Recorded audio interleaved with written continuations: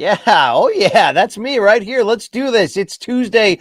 It's December 13th, 2022, and we're back with the BC live chat, a live chat. What are we calling this thing? I don't know. It's a one-man party, and it's your boy BC, the Brian Campbell, one half of your morning combat duo. But look, the fact that we're even doing this a second time is a shout out to you, the fan. Thank you for pumping the comments, the social medias, and all that, and saying, "Look, I kind of didn't hate it." So let me get BC his AG1 cup and let's get rolling. Welcome back to the BC live chat. This is the second time we're going to do this. Hopefully this will be a weekly, bi-weekly, what does that even mean? Twice a month-ish. I don't know. We'll see where this goes, but I'm back at it today. Cold and snowy here in Connecticut, but let's keep the spirits high and warm, and let's get after it today. Before I get into your questions, and thank you very much for sending them in today, a quick tease for Wednesday's morning combat episode of this week. Yes, tomorrow, one day from today, we're going to do a special start time of 2 p.m. Eastern, Wednesday, tomorrow, morning combat. And the reason why this is important is we are going to open the show with the type of big announcement that you just can't miss. So no teases, no clues, no nothing. But just know this, MK viewer, the voraciousness of your fandom, which some could, characterize as being, potentially dangerous in the long run or rabid, but I love you for it. The fact that you guys go to bat for us to win awards left and right is the reason that an announcement like the one you're going to hear tomorrow is going to take place. Literally cause and effect in that type of scenario. So thank you very much for getting our back. Check that out Wednesday, 2 p.m. Eastern. But the BC live chat, it's going to change, evolve, grow as things go on. As long as the traffic's there, as long as you guys are still saying, hey, BC, I like this weirdness. I like this sort of solo journey to fill in my MK off day. Well, I'm here for you in that regard. So I want to kick off before we get into your questions with sort of my 3 topics of the moment to kick off to get myself warmed up here. So topic number 1 to open today's BC live chat is what went down this morning in Tokyo, Japan. I set my Inoue alarm about 5:30-ish to wake up to check out the pound-for-pound best boxer on the planet, according to your boy BC at CBS Sports and many others around the world, and that's the Japanese monster, Naoya Inoue, who in his home country this morning unified all 4 world titles at bantamweight 118 pounds by stopping Paul Butler in the 10th round to become the first undisputed bantamweight champion of this 4-belt era. Also, Inoue becoming the first Japanese undisputed champion, the first outer rim. I mean, there's a lot of first in history here, but spoiler alert, if you're not, if you haven't come to this journey up to this point with the monster, everything he does and touches is both violent and seemingly historic. This is a 29-year-old fighter, undefeated, insane monster power, but the complete, perfect, well-rounded skill set to literally be where he is right now, my pound-for-pound king at the moment. He won his first world title in his 6th pro fight, won his 2nd world title in his 8th, became a 3-division champion in his 11th.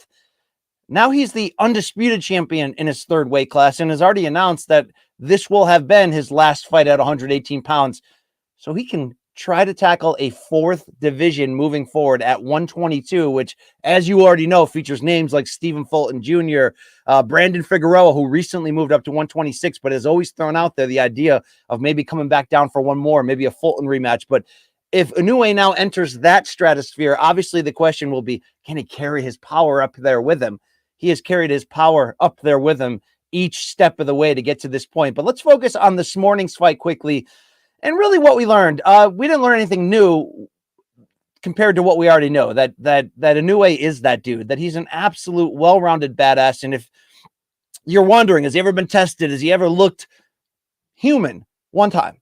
It was 2019's Fight of the Year against Nonito Donaire. It was the final of the World Boxing Super Series tournament at 118 pounds. It was a unification fight. You already know what happened. Donaire broke Inoue's face, pushed him to the limit. Inoue won a decision despite the broken orbital bone, fought through it, showed his boxing acumen, showed his toughness. It was the Fight of the Year. It was arguably the best fight this sport has seen since Pacquiao Marquez 4 in 2014. I mean, it was really, 2012. It was really that great. But what has he done since then? how about like 5 straight wins by early knockout, 4 straight wins, whatever, what have you. I got it all in front of me right here. Rematching Donaire earlier this year in another unification fight, knocking him out in the second round and showing you that that was largely an aberration the last time around, Donaire overachieving. But since that point, this guy Inoue does what this guy Inoue does, which is absolutely steamroll people. He's now 24-0 with 21 KOs. And this fight against Paul Butler here, which is the 5th consecutive knockout since that first Donaire fight, nobody expected this to be close on paper. Butler won a vacant title in April of this year against a guy you never heard of, and then was elevated to full titleship when the whole John Real Casimiro thing fell apart and him losing his belt. But I'll give Paul Butler of England credit, the babyface assassin. He's willing to take this fight, willing to go out of his way to go into Inoue's backyard. And you know me, whether it's Australia or in this case, Japan, I love the early morning, odd weekday fights, the whole breakfast at Wimbledon experience. Paul Butler I give him that respect. But that respect stops in my mind when he stepped through the ropes, which means here's a guy who was as big as a 100-1 favorite. Most lines had him 80-1. I'm sorry, underdog. Most lines had him an 80-1 underdog. Or I mean, it was just basically telling you that he had no chance coming in. And the problem I have with Paul Butler here is, you know, he fought like he had no chance coming in. He fought 100% to survive, not to thrive, not to throw more than one punch at a time. And you saw the monster Inoue, instead of getting frustrated by that, in the first half of the fight, focused solely on the body, was landing just sick, beautiful combinations. And when you sort of teasing upstairs and going back downstairs, showing you the full arsenal.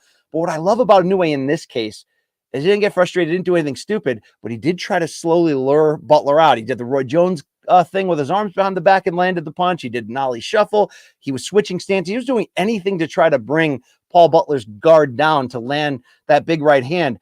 Finally, in round 10, he cornered him against the ropes and just unleashed. And, you know, I thought the announce team, who was calling it remotely on ESPN Plus, it was Tim Bradley and Joe Testore. They did a nice job on this. Nice job calling out Butler for what he wasn't doing, but nice job just picking up on little things here and there. And, you know, a lot of the shots that Inoue was landing against Butler's guard, he was blocking, but you get a puncher that throws that hard, that lands like that, those punches are still going to accumulate, meaning he's hitting the guard, but the guard's slamming against his face.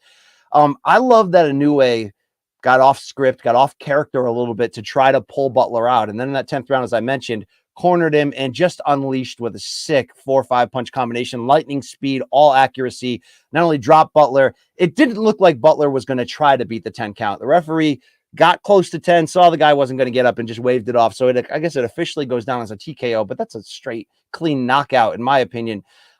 Disappointing, like I said, the performance from Butler.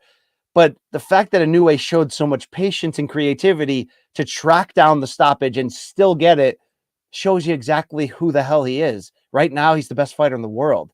And that's, you know, was a spot that Canelo held for a while with me. And I even held it through the Bivol loss, giving him the benefit of the doubt for his daring of late to be great. I think the human performance in the third fight against Gennady Golovkin from Canelo took him off of that peg. Some people like Terrence Crawford in the spot who fought this weekend. Some people like Spence. To me, they're 2 and 3 right there. You could have Fury or Alexander Usyk if you wanted to, and a hipster pick for number 1 overall. You know, no one's going to knock on your door with a pitchfork or anything.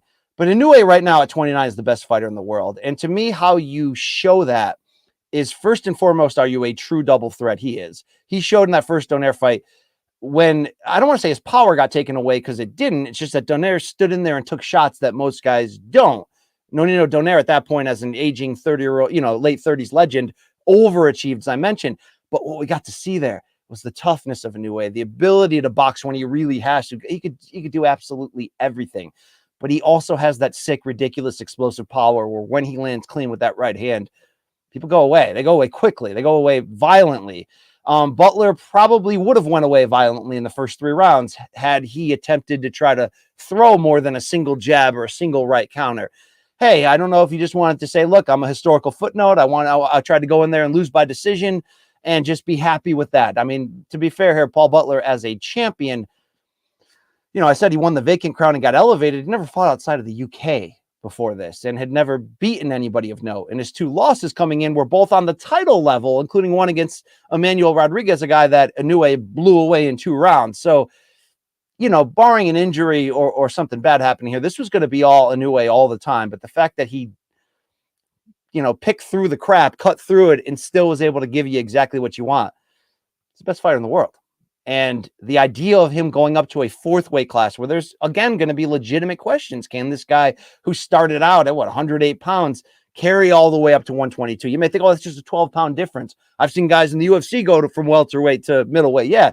In boxing, though, when you get in the smaller weight classes, those 4, 5, 6-pound gaps become much larger. Him moving up to 122 with guys the size of, as I mentioned, Brandon Figueroa or Luis Neri or a lot of these guys that you've seen of late in the Stephen Fulton sweepstakes. This is going to be must-see TV if he can get himself to that point. And the only if here is what is the current status of his contract in terms of promotional and network agreement. We know he's co-promoted now by Top Rank along with his original Japanese promoter.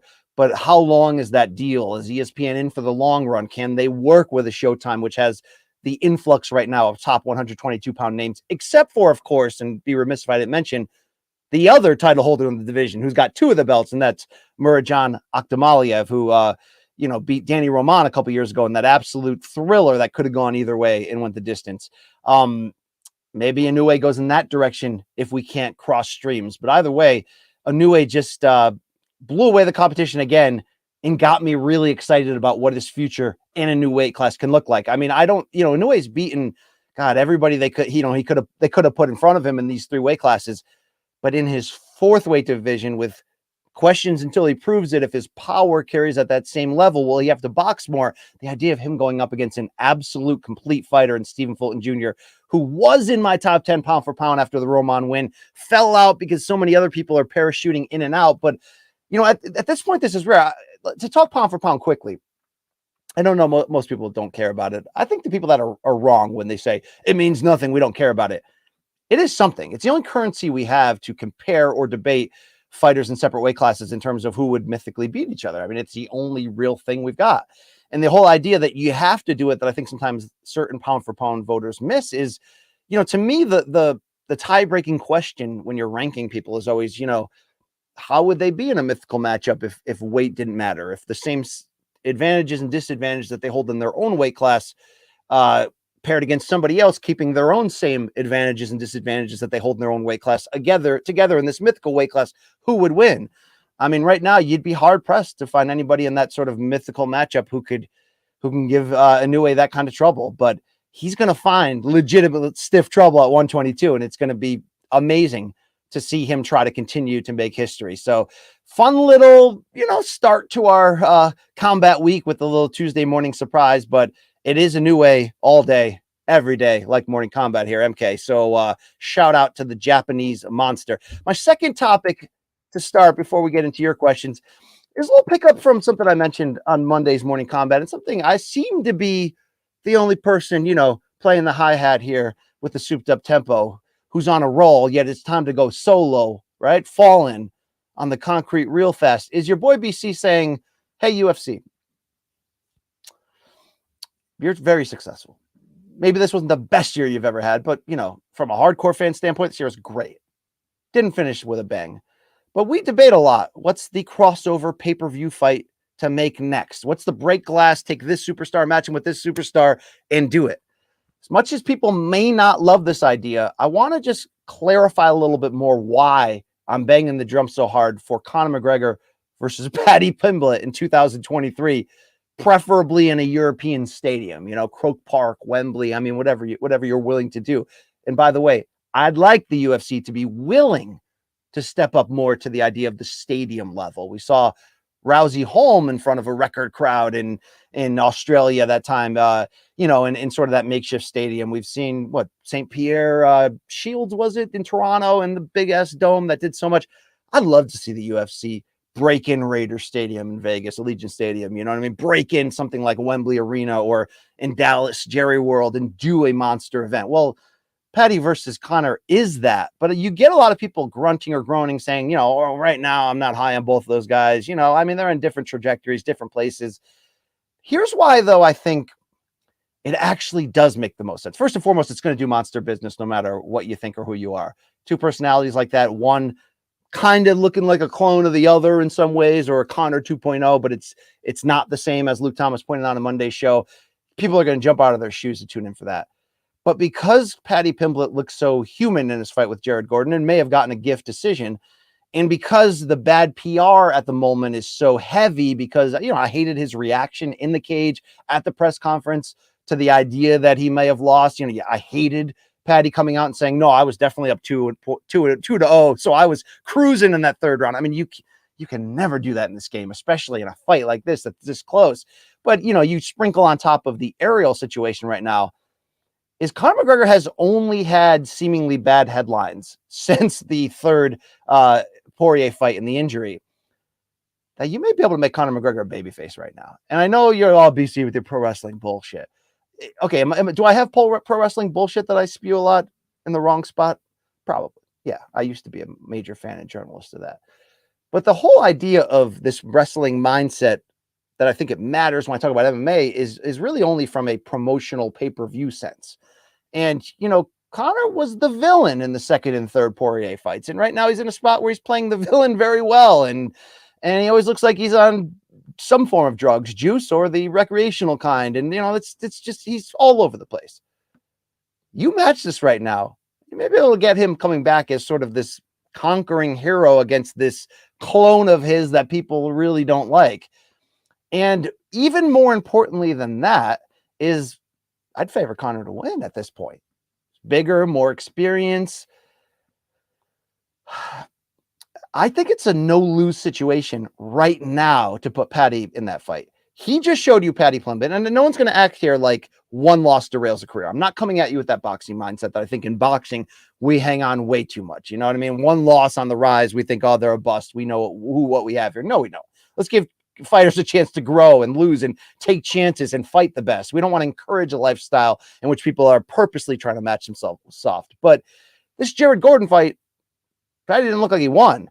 So the worst thing, in my opinion, that can happen to the Paddy Pimblett arc, and the reason why that's important is because the UFC obviously realizes that they have somebody who could be the face of this giant Europe expansion and to take advantage of the giant crowds they're doing in London and, really the fervent nature of Ireland and the UK just being so fertile and so rabid for combat sports is, the worst thing that can happen, in my opinion, to that arc in slowing that brand is to lose to somebody like Jared Gordon, to take a setback against a guy who's not equally marketable, who's probably not meant long-term to do big things.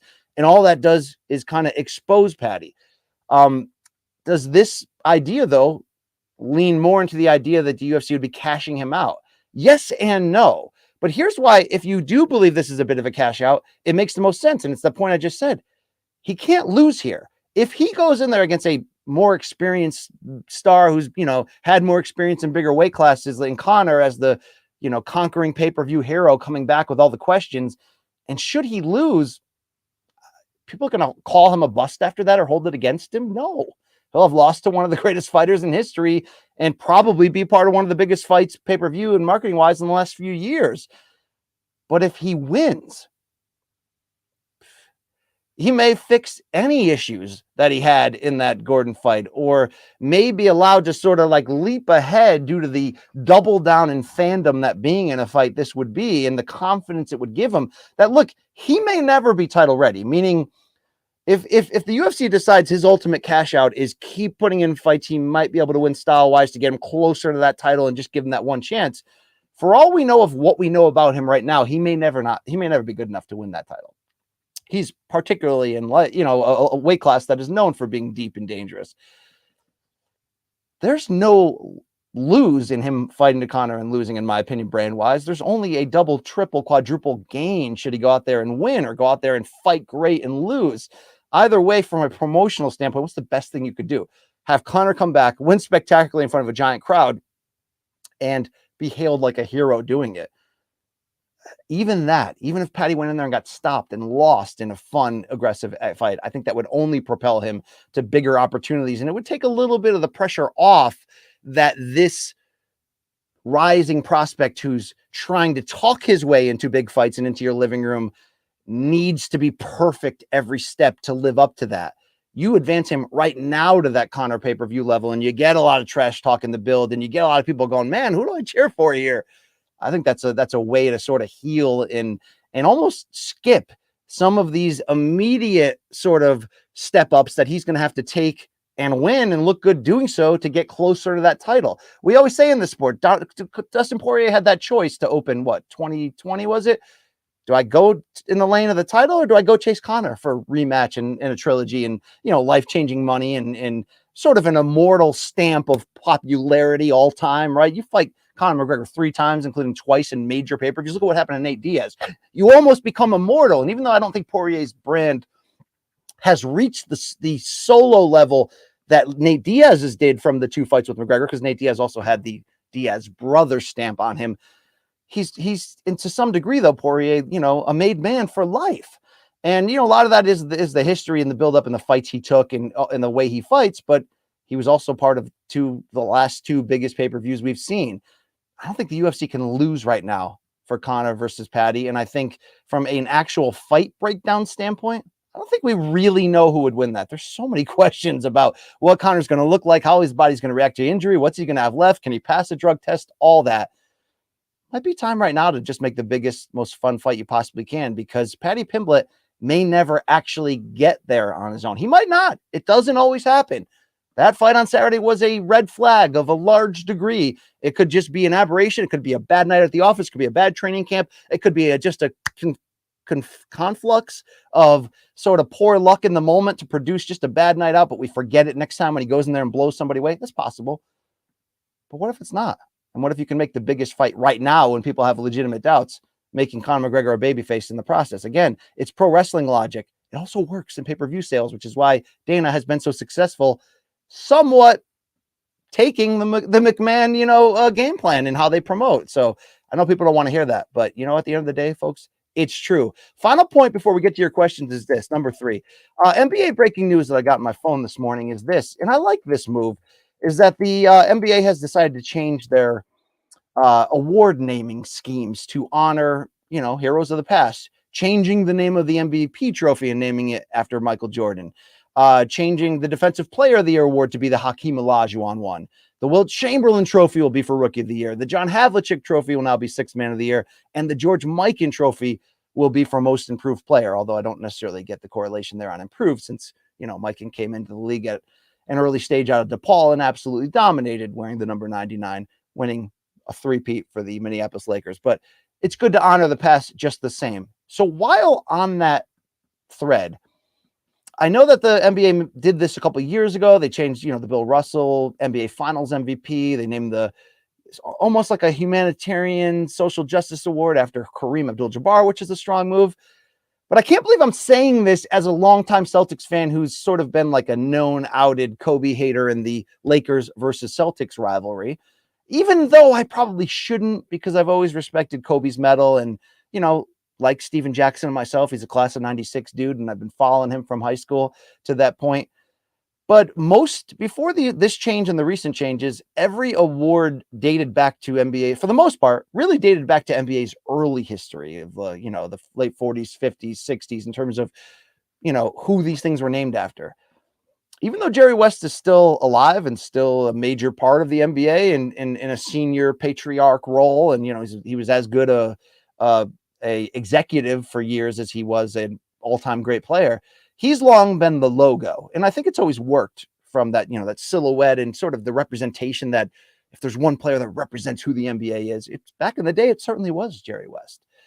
Perseverance, talent, leadership, all that stuff. But here's the thing about Kobe Bryant. RIP, first of all, hashtag girl dad, like Luke Thomas, shout out. People have a hero worship thing with him that sometimes I don't always fully understand. But if I'm going to force myself to, the whole Black Mamba thing is a mindset, and I get it. And it is something special, and it is something unique. He's, as Joe Rogan would probably say in a lead into a major UFC pay-per-view video package, he's extraordinary among extraordinary men from a work ethic, just, perseverance level, comeback from injury. There's been almost nobody ever like Kobe. And it's like Kobe didn't end up winning more championships or MVPs than Michael Jordan, but he came close. And of course, he was looked at as a Michael Jordan clone for a long time and obviously developed his own legacy and reputation. But mixed with the idea that him dying so young was a major blow to the basketball universe in general, and exactly what he did represent. And we got to learn that the more Kobe, a famously private person, seemed to like open the curtain a little bit at the end of his career. He did the documentary with Showtime. He did some things that even a guy like me who never liked him had to go, yeah, dude, the guy's all about this. That guy is all in.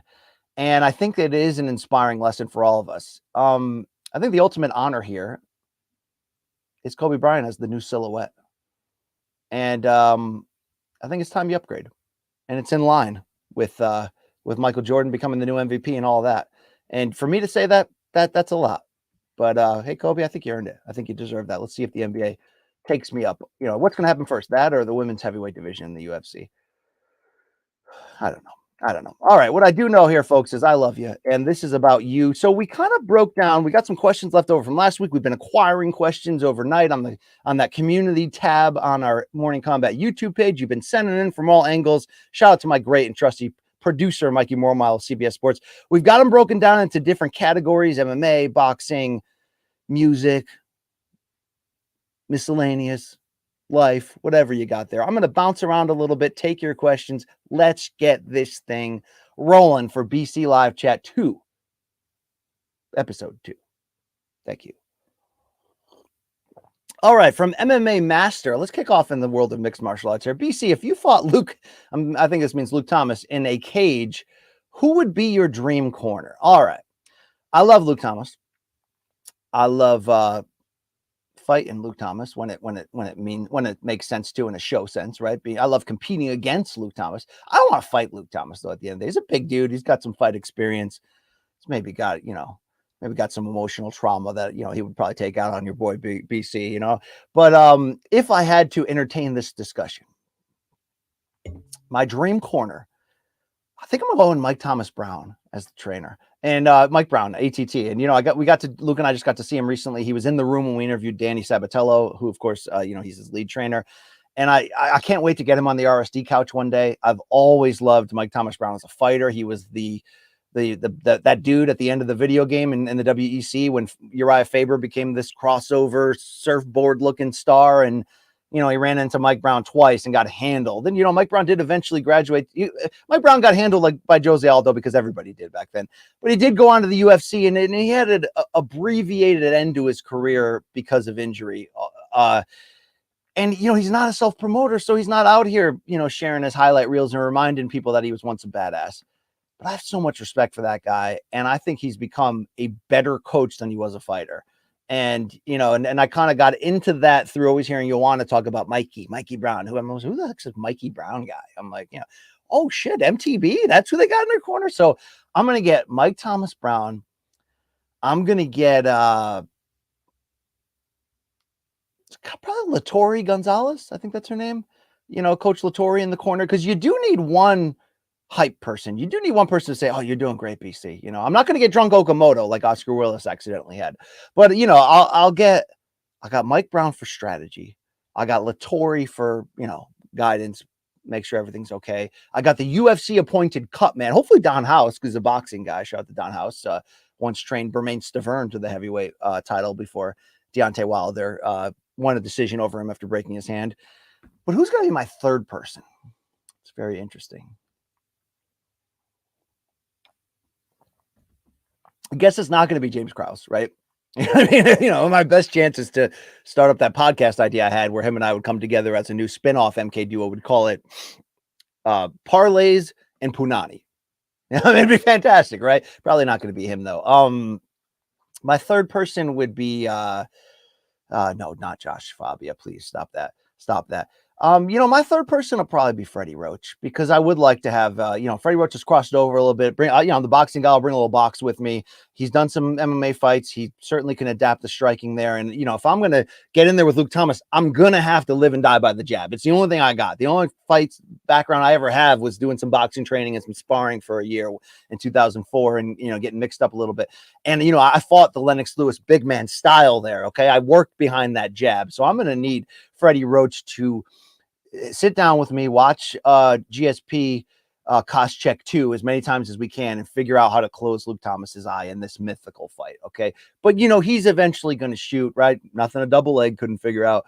And, then he'll probably jujutsu me or sit on me or crop dust me. And, I mean, I don't know. Like, we all wonder, that there's that 90s lyric, I'm not a coward. I've just never been tested. But I'd like to think if I was, I would pass by the Mighty Mighty Boss Tones. And, I've certainly been tested by life a hell of a lot. But I think we all wonder, if I'm in the mall and somebody, makes a disrespectful comment and pushes my wife and it's on right there. We're fighting right now, how would we handle ourselves? Would we tap quickly, or would we find out that, deep inside we were fighting against having to use or sharpen a tool within us that actually was good enough all along? So you know what? Fuck that. Luke Thomas, if we're getting into this fight, I ain't tapping, bitch. All right. I'm choosing nap. I'm choosing violence, first of all, when I wake up, but I ain't tapping. I'm going full Nogueira, brother. Okay. If you're gonna submit me, you're taking my arm home with you after a Kimura. Okay. And we're going to go by UFC 1 rules, so I can definitely hackney you in the ball bag a lot of times. Mikey, do you have a question for me? You reached out to me recently in this live chat. What do you got for me here? Hit me up on a follow-up here, Michael Mormile. This is from Dylan Hager. Dude, Dylan Hager's a great... First of all, I love all our MK fans and viewers, but some of you guys come with me. A lot of you guys are Luke Thomas day one P1s, right? Guy like Dylan Hager comes with me from my podcast pass. I appreciate that. Who wins 3-on-3 half court? Oh, I love this. Basketball. Team MK versus Team SOC. So the MK team is Luke Thomas, Chuck Mindenhall, and AB. That's Aaron Bronstetter. Wow. So BC not in this game. I'm just finding out. The Team SOC is my former podcast partners over there at CBS Sports, Adam Silverstein, the Greek Nick Kostos, and Rafe Bartholomew. So Team SOC could be hurting here. But the saving grace is Rafe can play. As Bill Simmons once famously said, he is a stretch 4. Rafe Bartholomew grew up in Manhattan, played New York City high school basketball with Smush Parker, played AAU, is a 6'4" lefty ginger stretch who can nail some shots, still active playing today. Adam Silverstein probably be a car wreck. Shout out to my former editor there. And Nick Kostos is a very handsome man, but I don't know if he's got ball game. Now, the question comes down to this on the others. You know what? Team SOC is going to be just fine with Rafe winning this game. What am I talking about? Luke's big. Luke's lateral movement is definitely suspect at this point. And, he hasn't played. Like, here's the deal. I'm not a great athlete, but I played basketball every single year from age 10, 6th grade, until this year. This year was the first year I took off, and I was very nervous and hesitant to do that. My travel schedule is crazy. To commit in the weekly game that I play in, you got to be in decent shape. I mean, they're old guys, but they'll run you off the court if you're huffing and puffing with a bad liver. So I took the year off, but even washed, I've been playing recent enough. I play my son every other day in the driveway. I mean, I'll still put something on you. I don't think Luke's doing much down there. Do they have somebody that can guard him? Rafe's going to have to use that height and reach. I think he can do that. Chuck Mindenhall, I love this man, but I don't believe he has basketball game. All right. And, Bronstetter said he was a high school athlete. I mean, what high school was that? Hamilton, Ontario? I don't know. I need to see that to believe it. I'm taking Team SOC. Let's keep the questions hot, fast, and ready and rolling. Let's go over to the sport of boxing for the next one. Let's go over to a fella by the name of Grizz. Hey, BC, was wondering if there was ever a boxer who you were not a fan of initially, but eventually came around to really enjoying them, whether that be based on fight style, ring persona, etc. That's a decent question here, Grizz. One that I don't sort of have a knee-jerk reaction. So let's sort of quickly talk this out together. I mean, there's certainly been boxers along the way that, like MMA fighters that I've doubted and been out on really doubting them. Abner Maris is one of them. When he first came up and, was in that Showtime tournament at bantamweight, and God, Russell Moore, the referee, God bless you. When Maris fought Agbeko and hit him in the balls, 46 times, and Moore's like, I didn't see any of them. I really didn't see any of them. It's like, Jim Gray's like, no, Russell, really, Russell. How, the 46 bag touches. How do you, and he's like, I can't call what I didn't see, Jim. Okay. I was down on Maris. And it's what's crazy, and this happens to me a lot, is I fully came around on Abner Maris right before he got one punched by Johnny Gonzalez, right? Or knocked down and then knocked out in the first round of their fight. So that's always been a roller coaster, rocky relationship. But in the beginning, I thought Abner Maris was a bit of a weight bully. I thought he was a little bit dirty. I thought he was a lot of things. I've come to know, and I don't say this because she's my Showtime colleague, but I've always really liked the guy. It's always been a great, honest interview. He's a very good fighter, and I think his legacy will be a name fighter, a multi-division champion. Maybe he lost the biggest steps when he did step up, the 2 big fights with Leo Santa Cruz, the first one being a legitimate fight of the year contender, the second one being, really sneaky and sleepy as a damn good one. He always made big fights and sold out and went after it. But when he needed to box, he could. That was a guy that I really took me a while. Same thing with Timothy Bradley Jr., who just got elected into the Hall of Fame and has been having this like back and forth where Tank Davis quote tweeted the Hall of Fame announcement was like, man, Tim Bradley can't fight at all. And, his shit. No, he's not shit. But what it took me, and Tim Bradley did respond to that, by the way, through some podcast and was just like, I don't go on the internet, so I didn't know about this, but, Tank, why don't you try to beat everybody I beat in my career and then we can talk? Meaning, I beat Pacquiao, although disputed. I beat Marquez, and Tim's best and biggest win, he beat Provodnikov, and maybe the greatest action fight a lot of us have ever seen. And, Gervonta's still adding names on there. So separate from that debate, Tim Bradley's a guy who got by more on will than, I don't want to say more than skill because he was a skilled boxer, but he was a tweener without power. A tweener meaning not pure enough to be a full-time pure boxer and doesn't hit hard enough to be a full-time slugger, yet is kind of both at the same time. And, that happens at times. Shane Mosley's a Hall of Famer who's kind of a tweener, never used his jab really, big power puncher. But when he had to box, think of the first De La Hoya fight in the year 2000, one of my favorite fights of all time. Boy, did he make adjustments and show that. But Tim Bradley was a guy early on who I was just like, man, I respect the hustle, but he can't fight. He can't punch. He can't whatever. And I think we all turned on him a little when it wasn't his fault when he got the decision against Pacquiao in their first fight in 2012, disputed to say the least. But the man that he showed himself to be and beating Provodnikov and going life or death, and then coming back a couple months later and beating Marquez on pay-per-view when Marquez was pound for pound ranked coming off the one-punch knockout of Pacquiao. I mean, that guy stepped up, shown the IQ, the boxing skills, the adaptability. The guy's an all-time great. So I was so happy to see a guy like him who I was wondering if he might be borderline in getting in, got in. I mean, the names, the multi-division champion reign. I mean, Tim Bradley, fantastic. Keep it rolling here.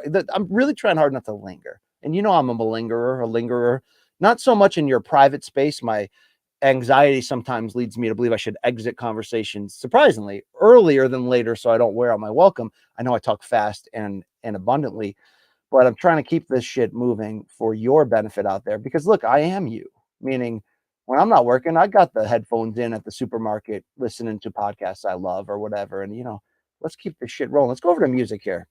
BC's a big fan of really good music, whether you agree or not. From Matt R., who taps first?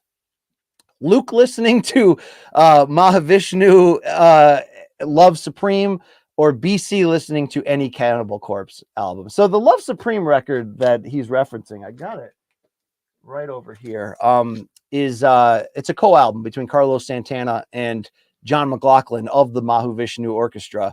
And A Love Supreme is, a cover of the great Coltrane song, and they put their own spin on it. And it's that perfect marriage between rock from Santana, but more Latin-influenced rock with a constant tease of jazz, and the full-on jazz fusion experimental side of McLaughlin.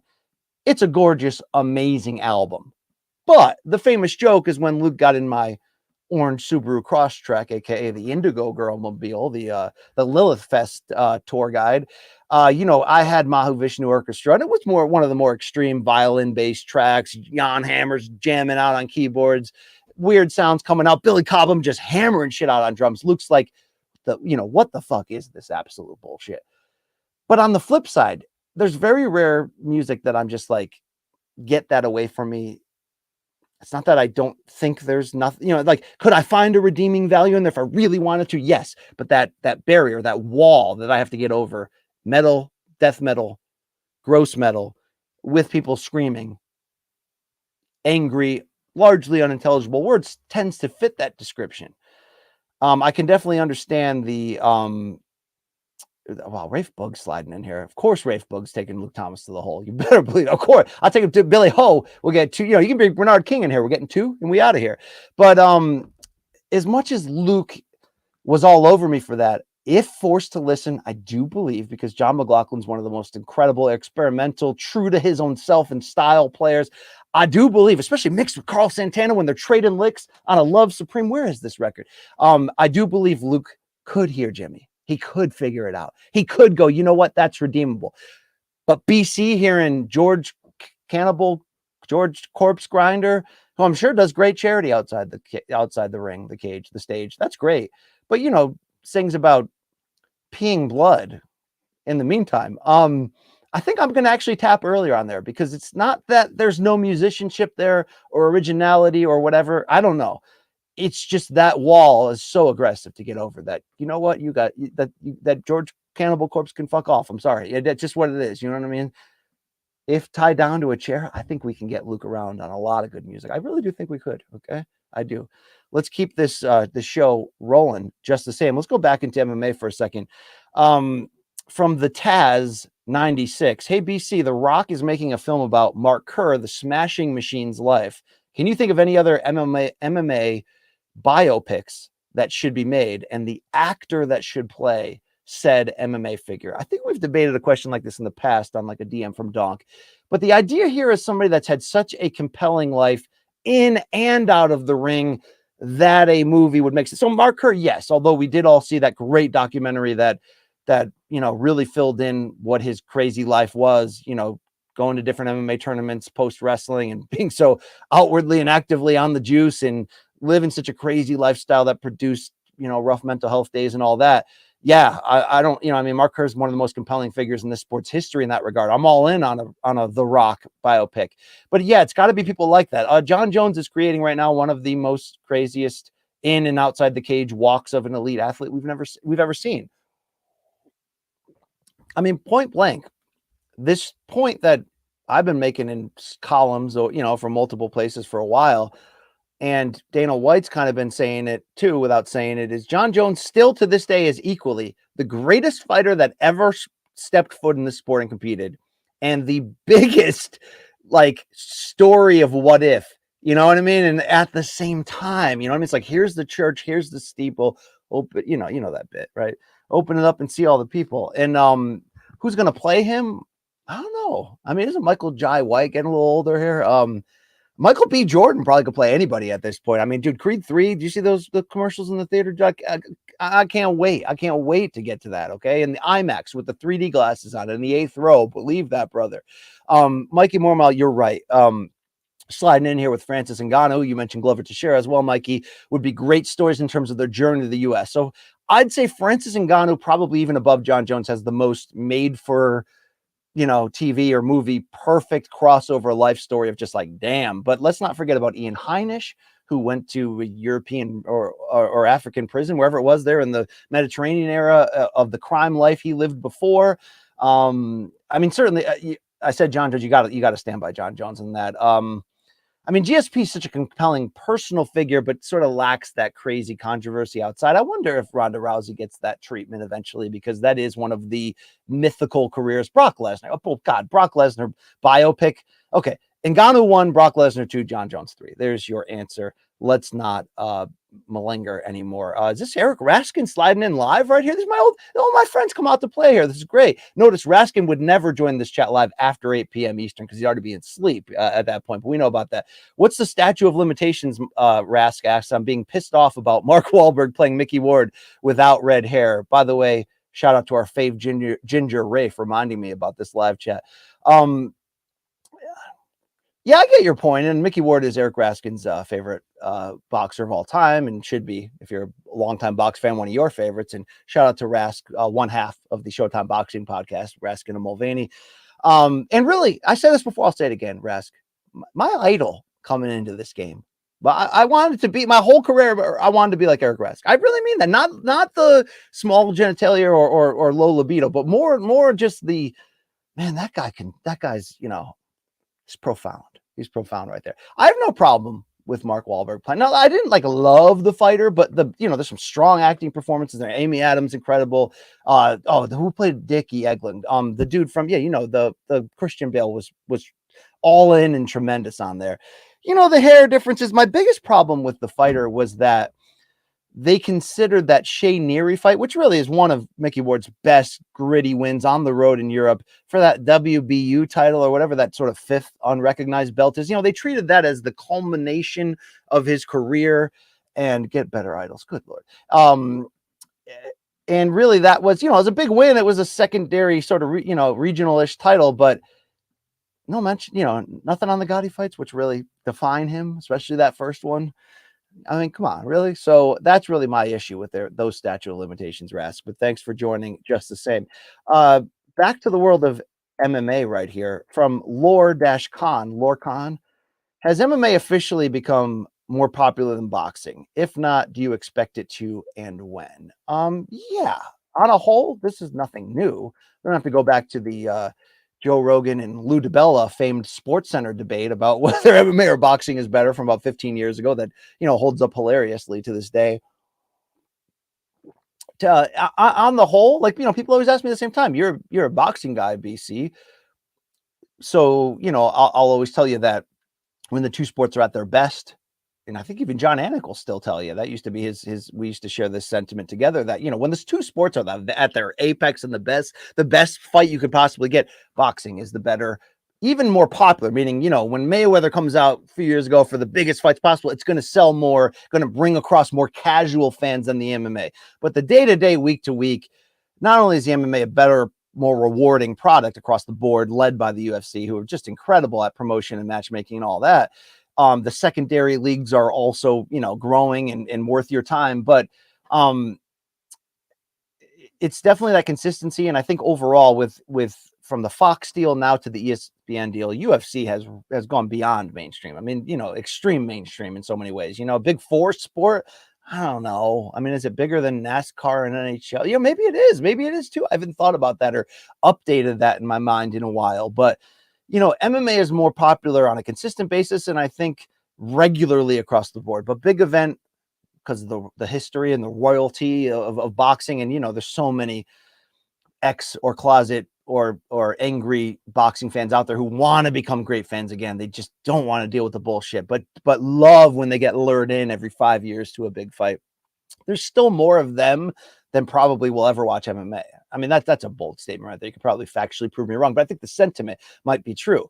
In the crossover sense, more people will tell you probably that they love boxing and they love to be a part of a big fight build and get excited than will ever watch a non-Conor versus Khabib MMA fight. But that consistency with MMA across the board mixed with ESPN and other in your face constantly, yeah, success. Congratulations. It's the UFC's. They've done that. I mean, they've completely done that. Boxing is just last 15, 20 years sort of lingering ups and downs, and a good spot now, in my opinion. Last couple of years have been fantastic.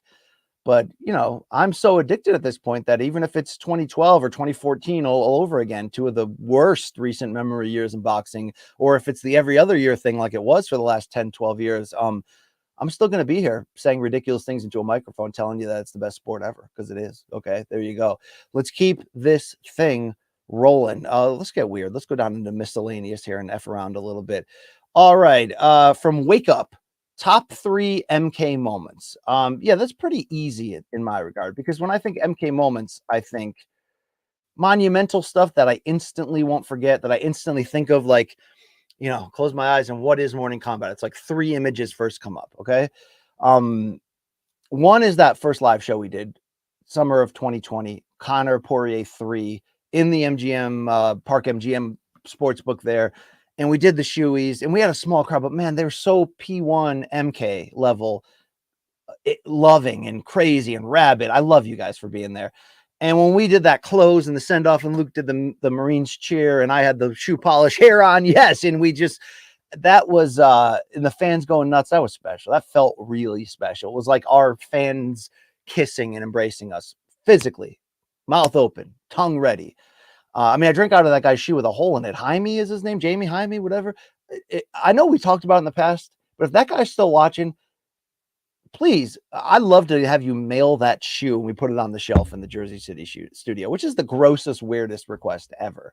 But it's still fucking awesome, because that was the number 1 moment, in my opinion. Number 2 was winning the first last December MMA programming World MMA Awards with the dock cameras there, that was super special. And to hear what made it really super special was the ovation. We've said this before, but the ovation we got in the rows behind us of our media brethren, the Okamotos, Raymundi, Mike Bone, Sean El Shadi, those guys, those dudes, right? JC, the pink suit guy, those guys. The love and pure joy and love that they showed, almost as if like, yeah, one of us got it. Thank you. That's to me, that those guys coming up to us afterwards and just being like, I just want to let you guys know that like you earned this and I wanted you to, like, I'm happy for you guys. Like, this is a breath of fresh air. That moment to me is the better currency than any award, any amount of subscribers, anything, you know what I mean? Cause that's your contemporaries. You know what I mean? Yeah, the Uriah Hall interview was awesome as well. The one with Luke by the horse, but don't sleep on the one I did with him ahead of his last UFC fight, where he was just like, oh, I know you guys. I don't know. It was almost like, I don't know if I'm going to do this interview. Same thing all over again. Great stuff right there. The third one of the MK's, my favorite, greatest moments. I got a feeling it's going to be what happens after tomorrow's announcement. Wednesday, 2 p.m. Eastern, special time for tomorrow's Morning Combat episode. And our big announcement, I feel like that's going to be number 3. I really do. But, number 3 could be when I did that spit take last week in Bellator. That was, God, I tried hard to prevent that from happening, but it turned out pretty good. Apparently this Wawa fight reaction from yesterday is people's favorite moment that ever happened on this show. No, I got it. The real third best moment in MK history, when Jake Von Amsterdam came into character that first time on set. And Luke was just befuddled, and Jake just, you want to talk about Jake knew about 5 minutes before that I was going to force him to do that. He had the material ready. He just became Jake Von Amsterdam. That was something, damn. All right, let's keep this great train moment. Corey W, by the way, BC, Al Bundy had his 4 touchdowns in one game. What's your crowning athletic achievement? Are you guys going to be surprised to hear that although I had the passion of a great athlete, I didn't have the work ethic early on. I started playing sports kind of late. Like I would say, like, basketball's my sport. I didn't start playing till like 6th grade. People already had like fundamentals and skills by that point. So I was that Brian Scalabrine equivalent for a long time at many levels. But what have I done wise? I didn't make my high school varsity team. So my son Chris, shout out, just made the freshman basketball team at his high school. And it was one of those like, score one for the family lineage, right? Like, you guys have to understand, like, in my factory town, shout out to Naugatuck, Connecticut, like, youth sports was everything. Like, our middle school basketball rec leagues had coaches wearing like suits to the game and getting into screaming matches with parents and referees in this tiny ass basement gym at the YMCA, and people throwing things in the crowd. It was just like insanely intense. And the rivalry we have in my high school with Ansonia every Thanksgiving for 122 straight years or whatever the hell it was, like that, my wife and kids like, why do you care about your alma mater playing some grimy town down the road? It's like, unless you live that, and you guys, wherever you come from, probably have something that compares, or maybe just your local pro soccer fandom is the equivalent here. But like, I don't know, man. We just cared about that shit. You know how many times I heard that my Uncle Tony, shout out, caught the touchdown and 2-point conversion in the 1970 game against Ansonia to force a tie and win the league championship, and my cousin Mark scoring one in garbage time in 88 against Ansonia. Like, this is a thing, right? It matters. Cousin Connor won an MVL title the only time they beat Ansonia there in like a 15-year stretch. So my kid making the freshman team, it was like, F you back to all of my failed athletic achievements. You know what I mean? Yeah. I'm sure you guys can relate as a hovering parent. I ran a mile in 5:56. I'm pretty proud of that when I was 27 years old, the morning of my sister's wedding, when I got in great shape that couple of years. I hit a half-court shot in a rec basketball game. All right, maybe it was a deep 3, but it, beat the buzzer at halftime. That was pretty cool. I made a couple. In the ESPN basketball league in the playoffs. Now there's an A league and a B league. I think I've said this before. The A league is like, D1 walk-ons and like X all conference D2 shooting guards. I play pickup with those guys, and I'm like Kurt Rambis or David Wood or insert Andrew DeClerc in those leagues. But in the B league, man, I can suddenly step up and F around and, almost seriously get a triple double. I had a 20-point, 20 rebound game in a playoff win. And why that matters is that I was on the Bad News Bears for about 10 years of ESPN basketball teams. We always lost. We always got hammered out. And most of the games ended, to be fair, with me getting into a fight with the scorekeeper, almost physical, because they had a mercy rule. If you get beat by 30 or more, in the second half, the game's over. And I got extreme competitiveness as an issue. And some of those games when we play the really good teams and get smoked, we'd be fighting at the end to just not lose by 30 so we can keep the game going. And there was times that we would get it down, to 25 in the safe zone. But like the scorekeeper would be like, yeah, let's just run off the last couple minutes. This game's blowout. And I'd, get in his face, be like, no, we earned this time.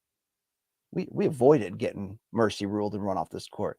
There's something we can learn right here. And I'm sure my teammates hated me for this. There's something we can learn right here that we can use in the future, that we can build character from this. Plus, this is your job to be here and do this. This is my time right now on the court.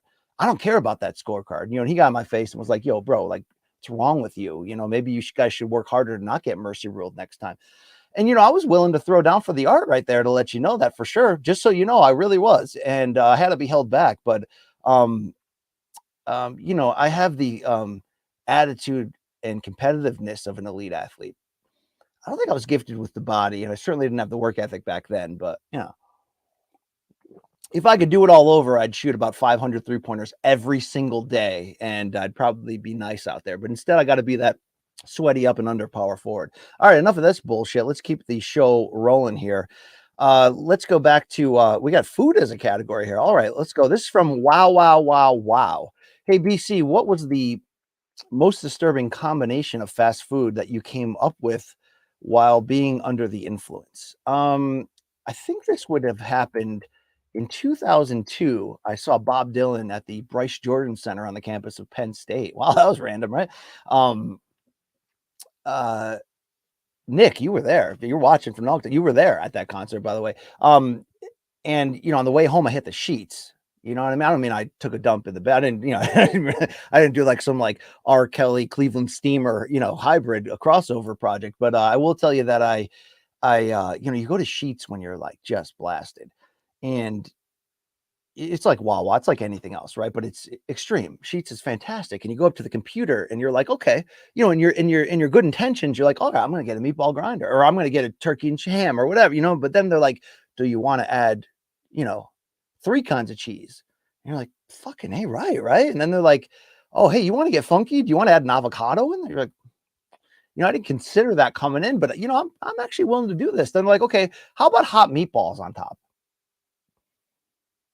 Okay, let's get a little extreme, but your boy has had a good night out there. Okay, so saw old Bob out there playing the hits. Okay, yeah, let's do this. And then suddenly you're getting scrambled eggs dropped on top. So I think a couple times I've had that, but particularly that night I'll never forget. It was like every gross comfort food that could eventually hurt your liver, which I want to say I'm a liver survivor, but I guess I'm still fighting and dying it right in front of your eyes, all in the same grinder roll. That's about as weird and gross as it gets. But it's like, would I go back and change any part of this journey and tone down some of the ridiculousness?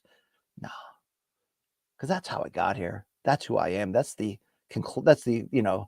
the final equation plus this plus that to make me who I am today. So sometimes you got to break some eggs to get to have success. And apparently my liver is the one that had to suffer all these years. Let's go over back to MMA. I love this question, and I never have the right answer. From Kimbo Rampage. It's a real, original name there. If you had to pick the UFC's next president to replace Dana, who would it be? Here's where it's really hard, right? Dana might be among the best ever that have ever done this gig. Fight promotion, yeah, he's among the best ever. I mean, seriously, like, what else can you say? And I know that, anytime someone gets in a war of words with Dana, and I do that sometimes in weird ways too, but they want to be like, hey, cardio kickboxing instructor, if it wasn't for the Fertitas, you would, yeah, for the money part of it and the larger financial decision making, yeah, the Fertitas were, none of us are here without them, right? But Dana also is pretty smart dude business wise along the way, shrewd, right, in decision making, and incredible at hyping.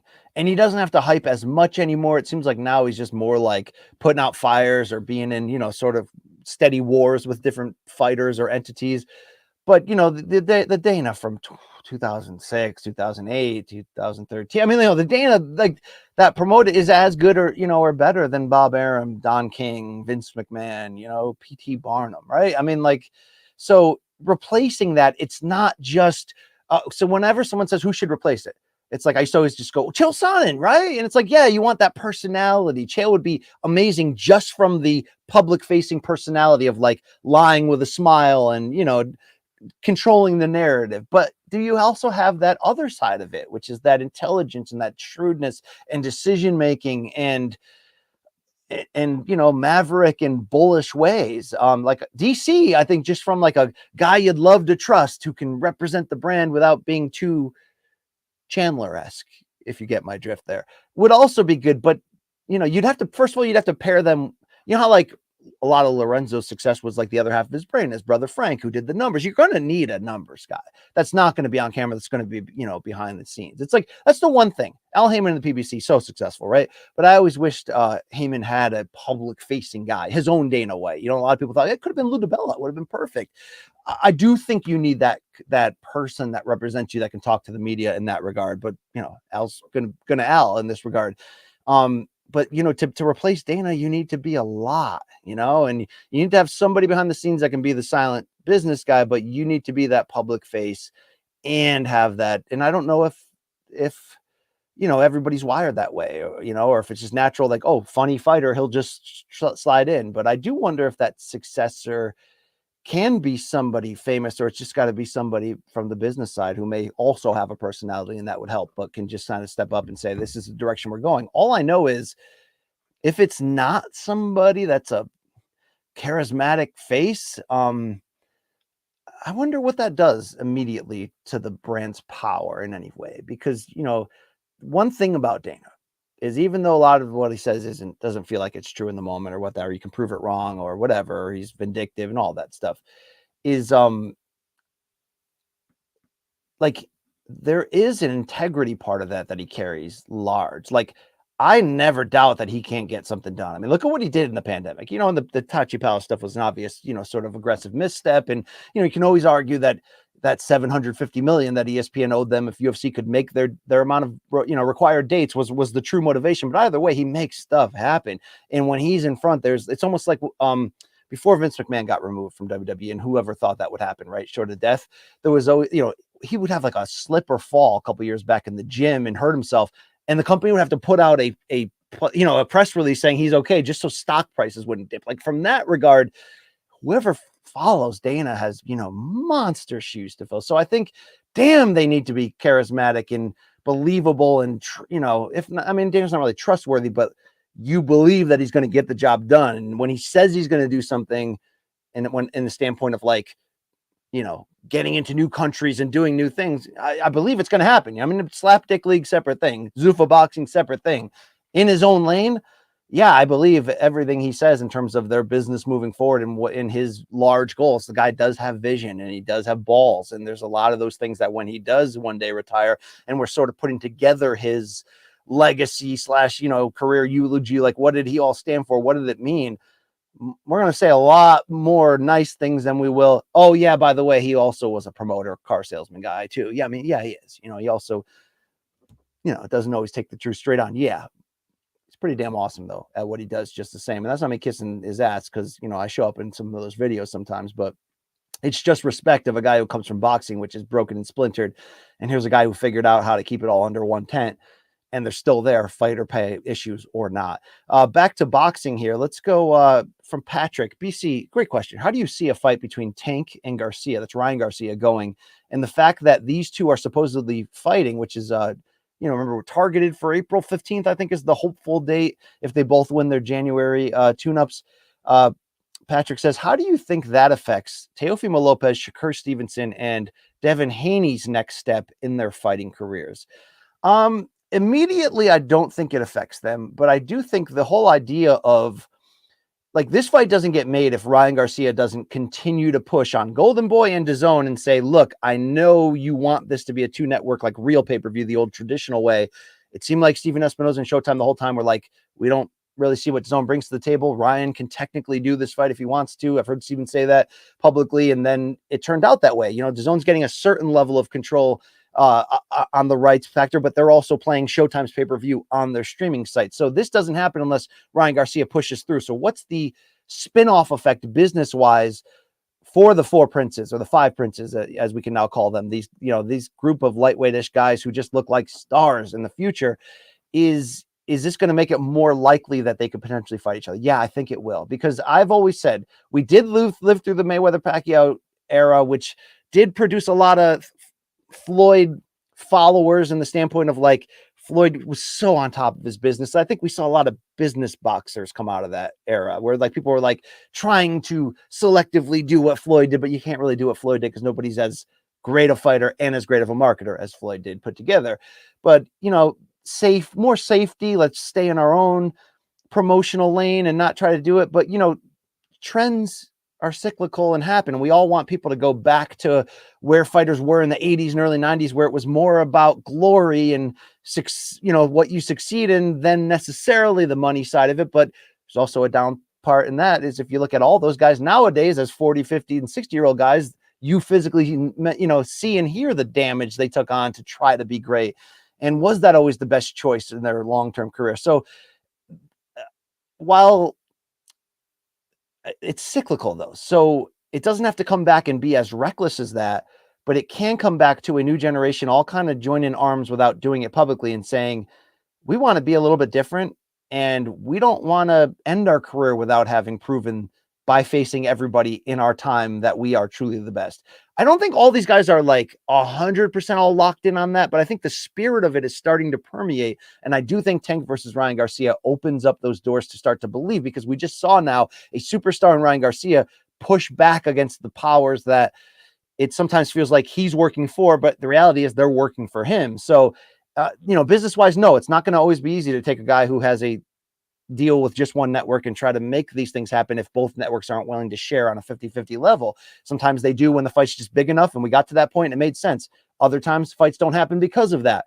But this is a great trend, and I hope this new generation wants the smoke like they seem to do. I mean, Devin Haney made a pretty awesome power move when his DAZN and Eddie Hearn deal was up to go to ESPN. Yeah, he had to fight Kambosos twice and go on the road twice, but look at where he's at now. So Lopez more likely to go the 140 title route. Shakur has got to first establish himself at 35, and Haney, to his credit, I think is going to be looking for the biggest name he can. He certainly wants Lomachenko more than anything. So those guys are going to be tied up for a bit, but come back around a year from now. I mean, I like Rolly Romero in this mix too. Not that he's on the same level of these guys, but sometimes you need sort of that perfect villain B-side to face them to continue to make these big fights happen. Patrick also said, how do you see the fight going? I mean, as we get closer and as we watch their tune-up fights, we're obviously that narrative's going to change and flow and grow. But right now, I like Tank better, of course, because he's a better fighter overall.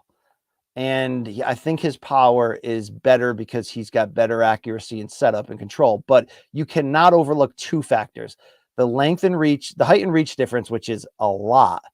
And the fact that Ryan Garcia, until somebody does get him, he's going to go out there as a gunslinger, even if his chin's not always in the perfect placement, and just let his shit go, that he could catch it. I mean, he can catch anybody. He's that quick, and you know, speed equals power in this game. So that's why you have to love that fight so much. The risk both are taking, the fact that they're doing it in their mid 20s rather than at 33, 34, 35, and the fact that either guy can win at any time.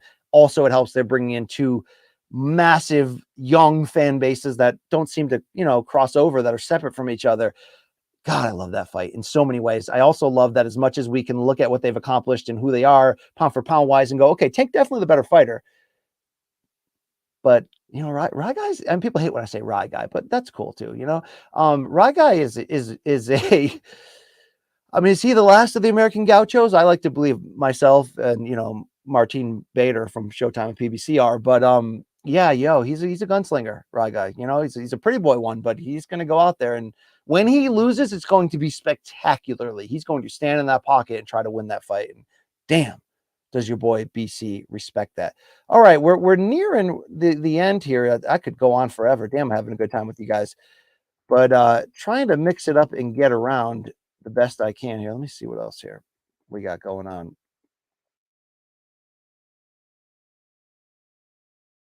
Thank you very much. Let's go back to MMA.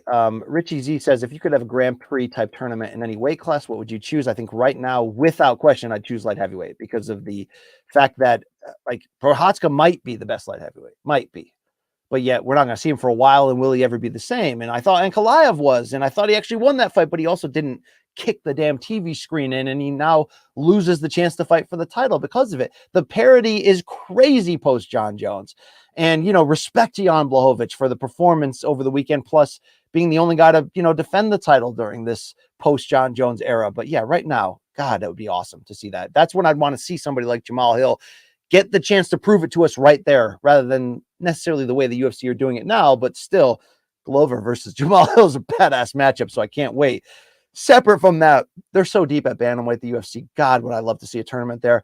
I also want to say women's strawweight, and it's like you don't need it. Like there's that group of 4 or 5, you know, ones that have been here from the beginning, and they're all you know, Ioana's gone, but you got Rose and Whaley and Andrade and all that. I mean, they're all going to fight each other in and out, and all the fights are great anyway.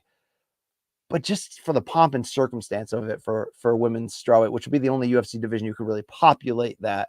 But, you know, I don't think UFC is going to do that Grand Prix thing. I think Luke is right in that regard, that they sort of look at that as things we used to do, things our competitors do now.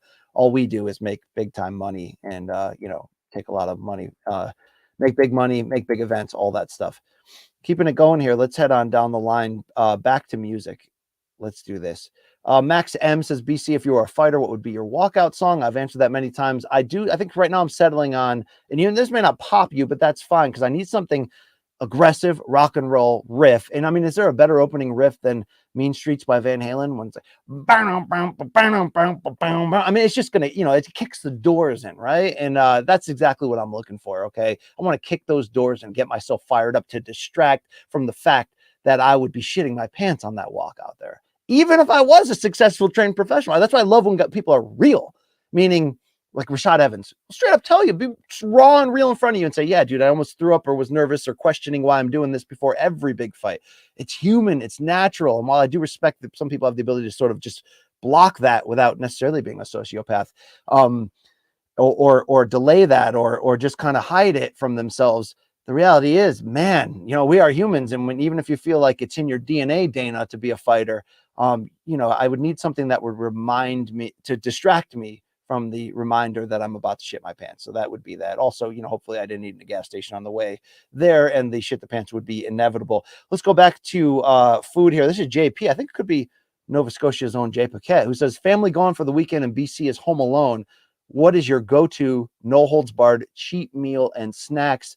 Please include a beverage of your choice. Pre-black liver, of course. JP, I would probably, like I said, so technically my doctor said, although he just retired and I got to get a new one, that he's okay if I have, you know, a cheap meal, one meal a week, meaning go back to beef, pork, fast food, whatever. I try to limit it. I let my guard down at the wedding on Saturday because oh my God, what do you call that? That beef that's just so tender. Oh my God. And it mixed with the mashed potatoes. I mean, I ate 3 plates of it. It was incredible. But if the family's going away, you better believe I'm cashing this get out of jail free card here, or ruin your liver more card. In my area, there's good pizza because I'm in Connecticut. So there's great pizza, actually. There's great pizza even in like mom and pop around the corner that you never heard of before. It's pretty great across the board. There's also some people that are trying to be great that are super great.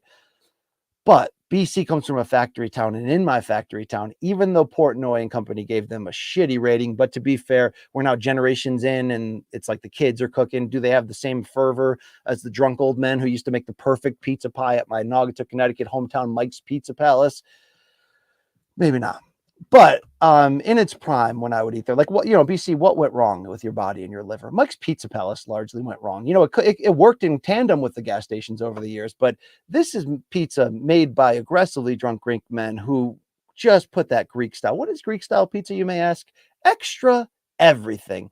The most sweetest candy tasting crust that's soaked in grease that you ever had. You know, cheese that's just flying off. Like this pizza is so good that, you know, when a proper lady goes to eat one, she's like, oh crap. She needs like an armful of paper towels to mop down the grease. Okay. And I don't mean it's gross and like if I held it up, the grease would just siphon out because, like, you know, the abundance of grease is not necessarily what makes it. That's just extreme, right? Like Luke says, it's just more Budweiser. It's not a 40 ounce. But in this regard, when the grease tastes like sex, like it tastes like candy, now you know, like you can do some damn. I mean, that sauce too. Oh, I mean, it's just perfect. We don't have much of that style where I live, only 40 minutes away from where I grew up in the nice town nowadays. The nice town thinks that, you know, they can make New Haven style thin crust with, you know, trendiness, and it's cool and it's good. But there's a place, ABC Pizza around here, that does it that old world. I'm about to kill you style. So my cheat meal is I'm gonna get a meatball pizza from there. And what's my favorite part of my favorite topping? Grease. And if grease isn't your favorite topping, then, you know, you don't eat pizza on a crack addiction level like I have. You know what I mean? That's really the bottom line at the end of the day. You know, are you willing to put it all on the line consistently? You know, I'm the Donald Cerrone or Chris Lieben of pizza eating, you know, of Greek pizza eating. And it just, man, you know, I mean, if you said, BC, you have to be celibate your entire life.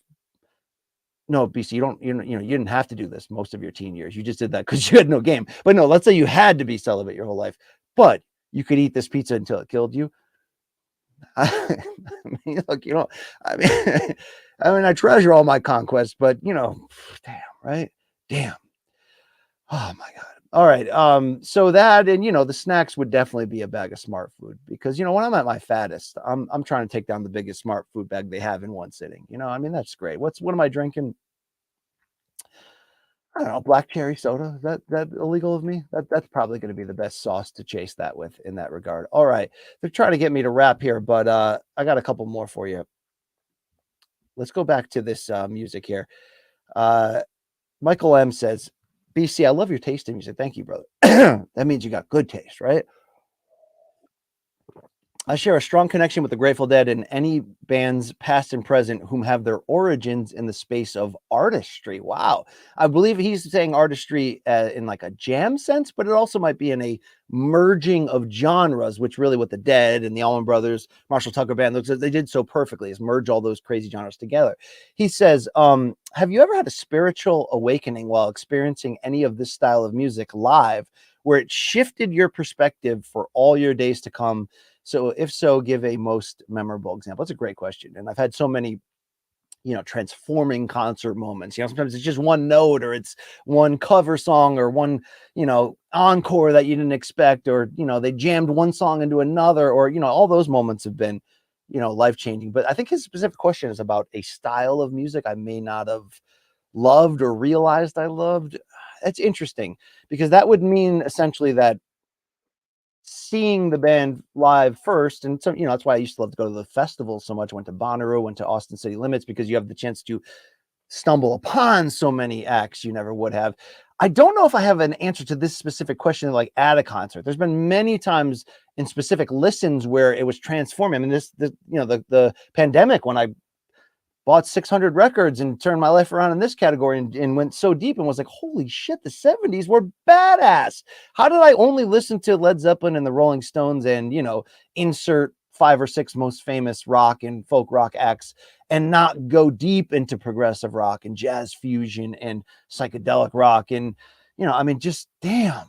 Yeah, I mean, it takes sometimes listening to something with the right ear. So I could give you like album recommendations right now, and it just could be like the wrong day, the wrong history. You don't have the tongue, you know, you don't have the palate yet for it. You got to build to it. I mean, I could give you fusion records right now, but unless you took the journey to get there and the appreciation of jazz, sometimes it doesn't click. Sometimes it just does.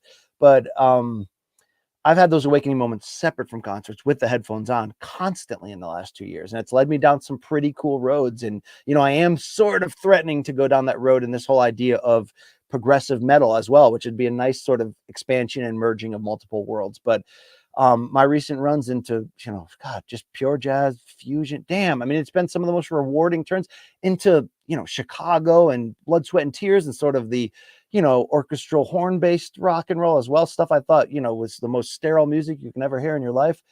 Go put on the second Chicago album and tell me that's not badass. You know what I mean? Or go put on the first Blood, Sweat, and Tears album with Al Kooper and all that weirdness. Psychedelic music is, man, it's great. I mean, this new genre of psychedelic folk, which is happening. My Morning Jacket is a big, purveyor to a certain degree of that sound, or at least their old sound was more like that. Nothing better than the merging of psychedelic and folk. I mean, that is just damn. But no, Luke Thomas will not enjoy that or get on that. That's for sure. Quickly back to the fight games to wrap up here. Giovanni M, what is your top 3 fantasy matchups in the current UFC roster? I'd like to see Pereira at 205 one day against Yeri, or Yeezy, as Luke would stumble upon. Yeah, so I think seriously, Patty Connor, as I talked about earlier, it's sort of that like weird batshit kind of, I got to see that right now for sure. I'm coming around quicker than I thought on Volkanovski versus Makhachev being like, I mean, like that fight could be, Makhachev could dominate that for all we know, right? Like it could be a moot point. That fight could also just be like from a technical style contrast, adjustment, adaption type fight. It could be a, the purest of the chef's kiss of what this sport has to offer. And I'm kind of coming around on that. Like, man, this could be something really good. But, I want Jones and Ngannou just about as much as you do, no question about it. I wanted TJ Dillashaw on some other matchups. That's why the injury retirement thing, or who knows if it sticks, kind of, because even an aging TJ still has those flashes of brilliance where there's so many more of the current bantamweight era that I'd like to see him against.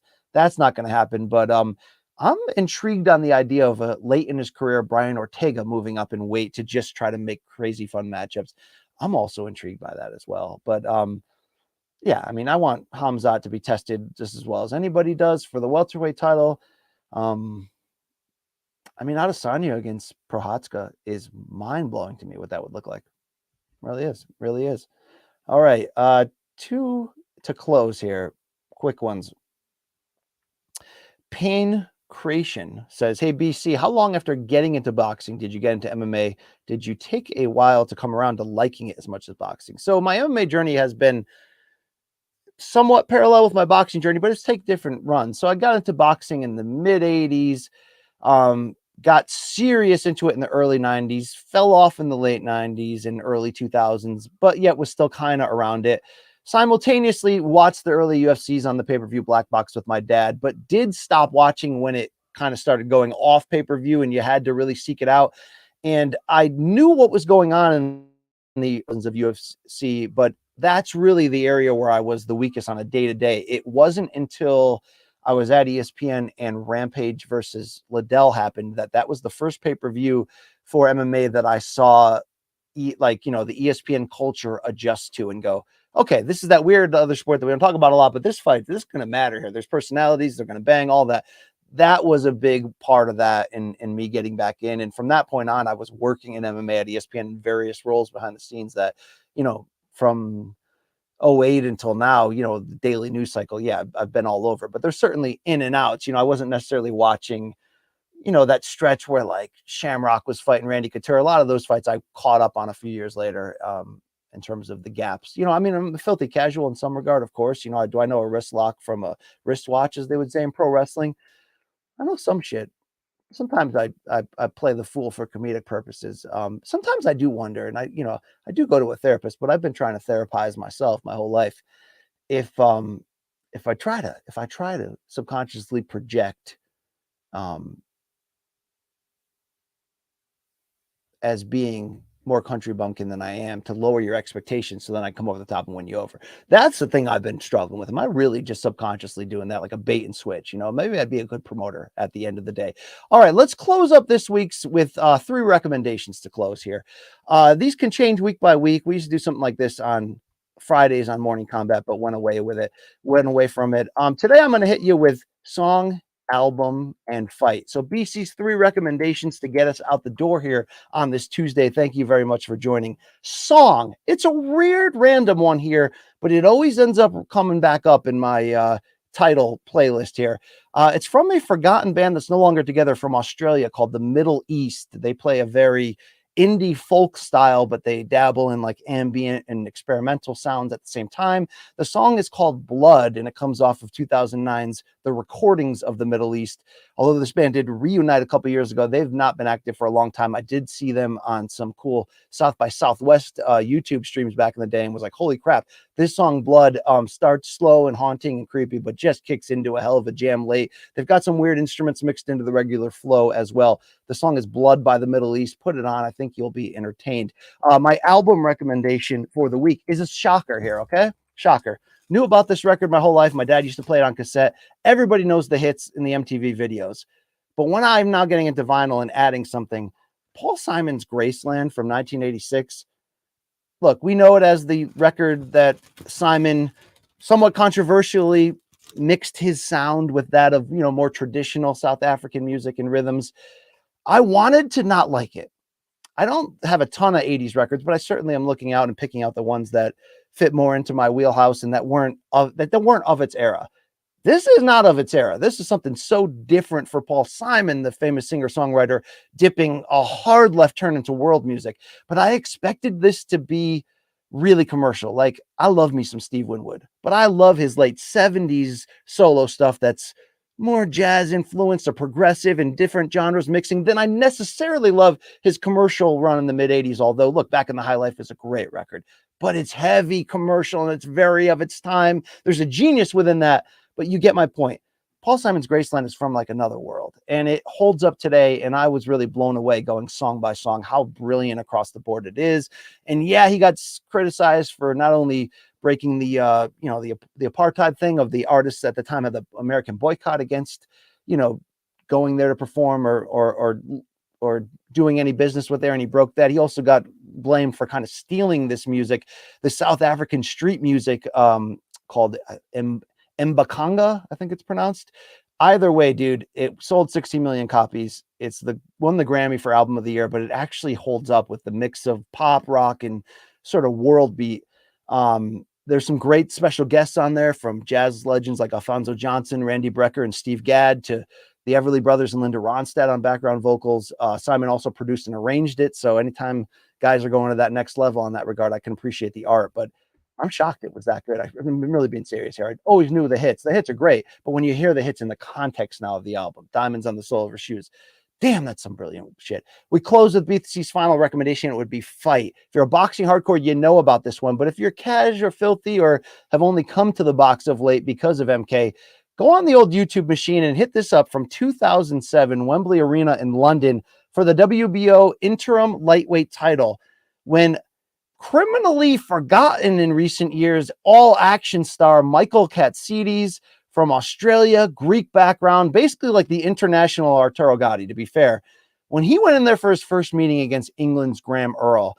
And, this was expected to be a Katsidis win, more or less, but Graham Earl showed inhumane ability to go in there and take big shots and just brawl back.